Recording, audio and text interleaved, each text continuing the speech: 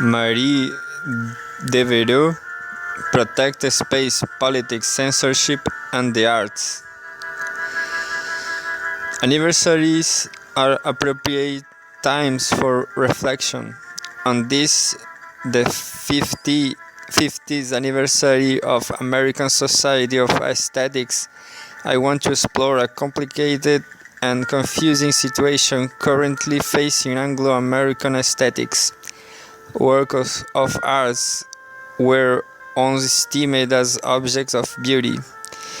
In the past several years, however, artists have been accused of encouraging teenage suicide, urban rage, violence against women, and poisoning American culture. Museum directors have been indicted on obscenity charges, and artists and organizations receiving federal grants have been required to sign pledges that they will not promote, disseminate, or produce materials that may be considered obscene. Today in America, as in other times and places, artists face demands for their art to conform to religious and moral criteria. These demands are not new, but they challenge the view that artistic expression falls under the protection of speech guaranteed by the First Amendment. Also, in the past several years, aestheticians have had to face a theoretical assault of the division between art and politics. That division is sacrosanct to the formalist aesthetics that has largely dominated the ASA since its founding. Now the idea of aesthetic autonomy, so dear to professional aestheticians, has itself come under attack. We can begin to bring some others to choose chaotic and disturbing events if we cast them in terms of two debates. The first is taking place in the real world of politics and arts outside professional aesthetics. It centers on the role the National Endowment of the Arts (NEA) plays in providing federally financed support for the arts. The second debate is taking place within the profession of aesthetics. It centers on an officially specifically philosophical issue, namely the adequacy, even feasibility of an aesthetics built around the idea of arts autonomy. The two debates might at first appear to be completely unconnected. One takes place in the world of politics outside the academy, the other within it. Moreover, whereas the NEA debate appears to be concerned with wholly practical matters such as the allocation of tax dollars and the role of government in supporting the arts, the autonomy debate is primarily philosophical and theoretical in character. But in fact, the two debates are connected. Both are concerned with the issue of arts, politics, and autonomy, and both present us with a choice between the same unattractive alternatives. Either we embrace the political character of art and risk subjecting art and artists to political interference, or we protect art and its makers from political interference by insisting upon their autonomy, but at the cost of denying the political characters of art and its broader connection with life. If we are ever to get beyond this stale alternative, both of which require the sacrifice of something essential to the understanding of art, we must look closely at what it's mean by the autonomy of art. suggesting that we reconsider the autonomy of arts may may make it sound as if I plan to take the standard liberal line against the politicization of the art world. I don't. I want to argue, on the contrary, that political art, the work of Hans Hackey, Barbara Kruger, Judy Chicago, Faye Ringgold, Vito Acconci, Scott Tyler, David Hammonds, and others is important, both for political reasons and for artistic ones. But whether or not one agrees with this judgment, political art is at the center of what is happening in contemporary art. Thus, I will demonstrate it is increasingly important to understand the challenge that political art represents to aesthetic theories which analyze art in primarily non-political terms. I will show that the current situation in the art can be understood in terms of the two debates I have mentioned. In section 1, I lay out the issue that divide the opposing camps. In section 2, I aim to do two things. First, to show in detail where the two debates intersect, and second, to show that they pose a common problem. Having explained that this common problem is, I then conclude in section 3 by suggesting the direction that we must move if we are to solve this problem.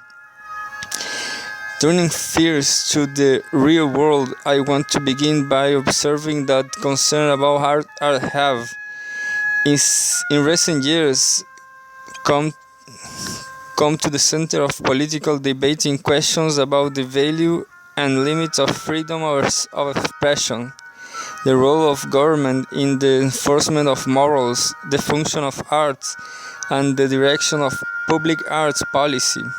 The NAA controversy came to public attention in 1989 when questions were raised over the funding of Robert Mapplethorpe's homoerotic photograph of a gay subculture and his innocent but sexually candid portraits of children.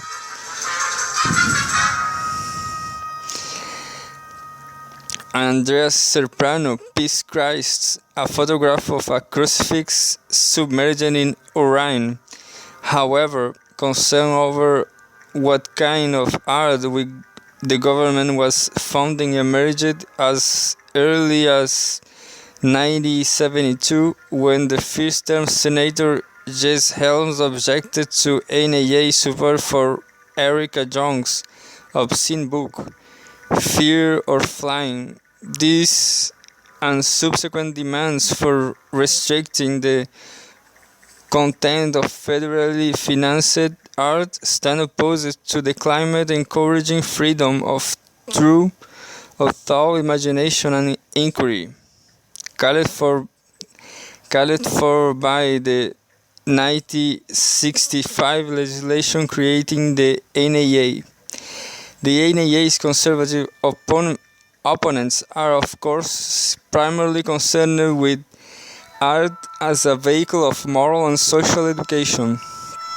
Their understanding of good art has less to do with artistic value than with decency and the promotion of certain, largely Christian fundamentalist conception of ethical life. From this perspective, modern art reflects the spiritual degeneracy of 20th century America. On the other side of the debate, naturally enough, the art is concerned with protecting their work from interference.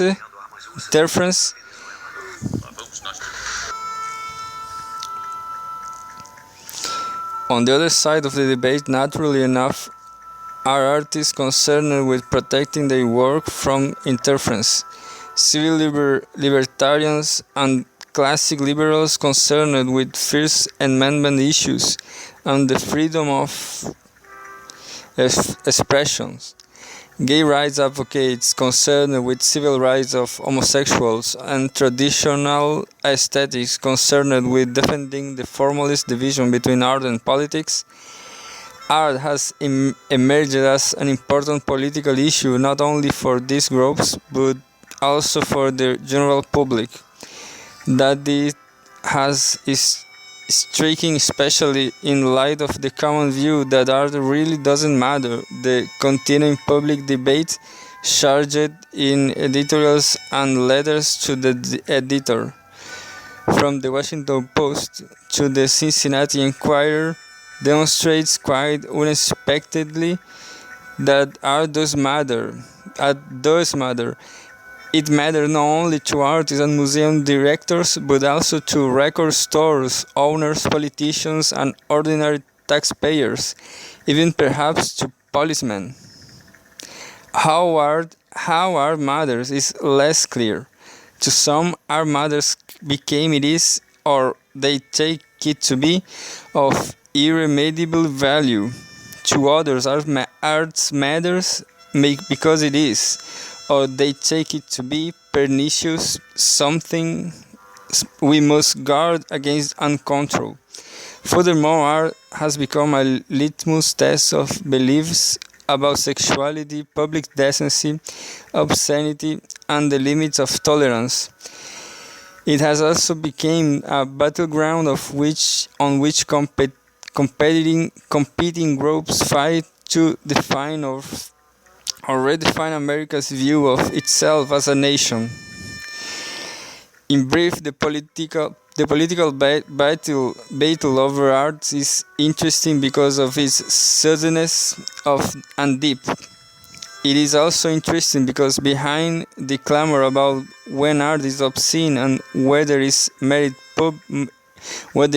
merits public funding lies that amounts to a philosophical discussion about the nature of art. I suggest that the real-world battles fought over the photographs of Robert Mapplethorpe, performance art, and political arts in general are actually driven by theoretical conflicts between two opposing conceptions of art. According to the now familiar modern conception, art is intrinsically valuable, deserving of a separate autonomous sphere within which artists can be guaranteed protection from government and other forms of outside interference.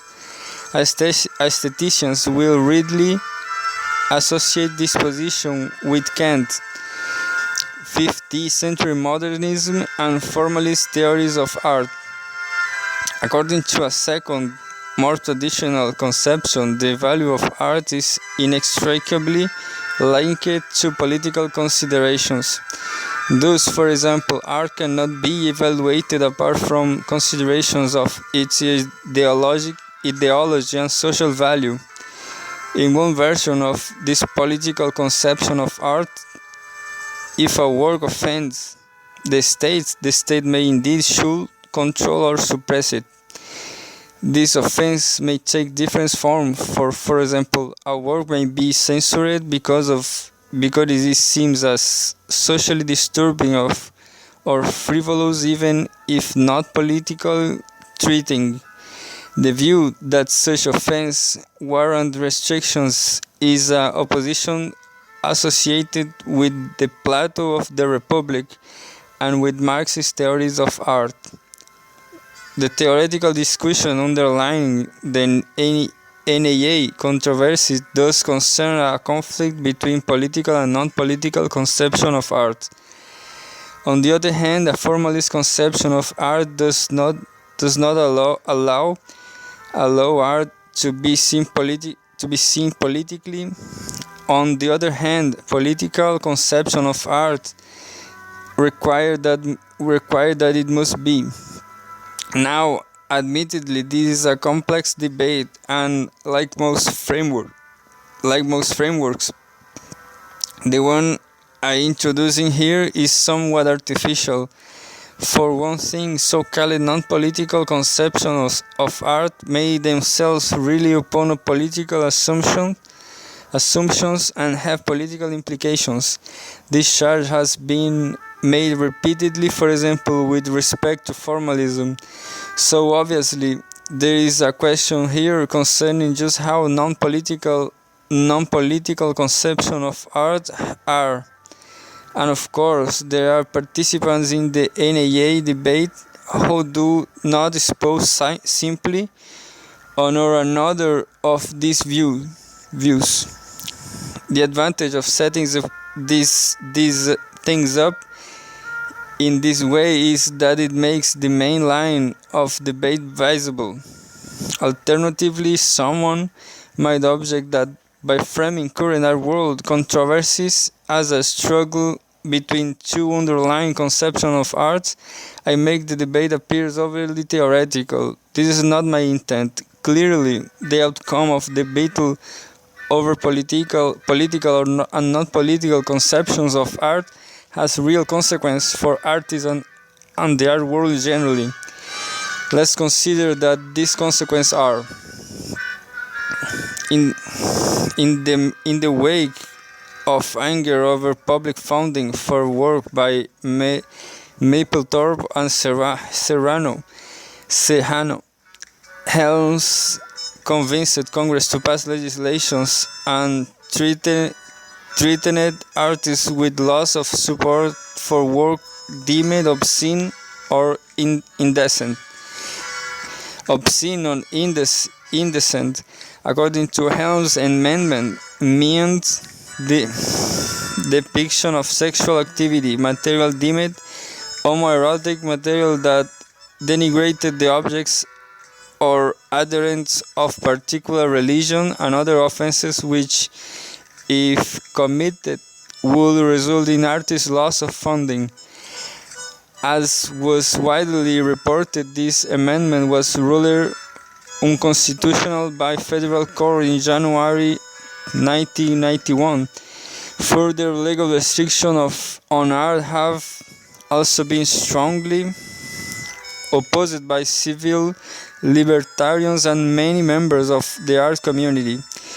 What effect then, aside from increasing vocal opposition to certain forms of art, have Helm's effort had on artists? Should we simply dismiss Helms as a hypersensitive but harmless critic of contemporary art? The answer, I think, must be no. Although congressional restrictions on federally funded art have not withstood juridical scrutiny, Helms and his supporters have nevertheless managed to control the funding process through other, more subtle means. Partitions, appointments to the NEA directorship and boards. They have also succeeded in creating a climate in which artists and those who exhibit, publish, and sell art feel treated in ways having little to do with the availability of public funding. Thus, to give two examples, an obscenity complaint was brought against artist Richard Bolton for his exhibitions to the Emperor New Clothes, Censorship, Sexuality, and the Body Politic, and the Boston television station WGBH was investigated by the FCC for broadcasting certain Mapplethorpe photographs on its 10 o'clock news program. In neither of these cases were federal tax dollars at issue. The increasing public suspicions of and perhaps even hostility towards art centers on the moral rather than artistic failings of contemporary arts. So in the matter Mapplethorpe controversy, public outrage centered not on the question of artistic value, that question being largely left to our world experts, but on whether the founded art was obscene, the assumption being that obscene art can have been worth the money the taxpayer paid for it. A related scene of the threatening climate toward art is the growing number of court cases directed at artists, museums, directors, and commercial distributors of art. Recent court cases have targeted not only the authors of offensive opinions such as Ice-T, the author of Cop Killer, but also those who displays the sale of such material. Thus, Charles Freeman, a Florida record store owner, was charged up and convicted for selling the music of the rap group Two Live Crew. Art have even come under attack for its so-called subliminal message, as in the tweet brought in parents of an adolescent suicide against the heavy metal band Judas Priest. The band's repeated lyric "Do It," they alleged that responsible for their son's decision to end his life.